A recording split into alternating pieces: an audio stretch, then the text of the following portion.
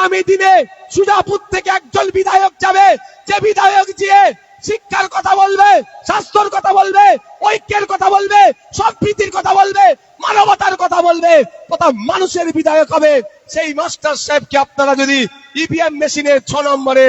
আগামী 23 April vote দিয়ে পাঠান, তাহলে আমি আপনাদেরকে জোর গলায় বলতে পারি, এই মাস্টার সাহেব বিকিয়ে যাবে না, দল বদলাবে না, আপনার ভোট নিয়ে আপনার সাথে বেইমানি করবে না। যেভাবে 5 বছর ধরে আমি সংযুক্ত মোর্চার প্রতিনিধি হয়ে লড়াই করে গিয়েছি, মাঠে ময়দানে সংগ্রাম করেছি, সেই গঙ্গা ভাঙন হতে পারে, বিড়ি শ্রমিকদের আপনার মজুরি বৃদ্ধি হতে পারে, হসপিটালে ট্রিটমেন্ট হতে পারে, এমন কোনো বিষয় নয়। এবং ওবিসি সার্টিফিকেট নিয়ে যেভাবে লড়াই করে গিয়েছি, যদি মনে করেন নওশাদ সিদ্দিকীর সাথে ভাঙনের আইএসএফ এর প্রার্থীর সাথে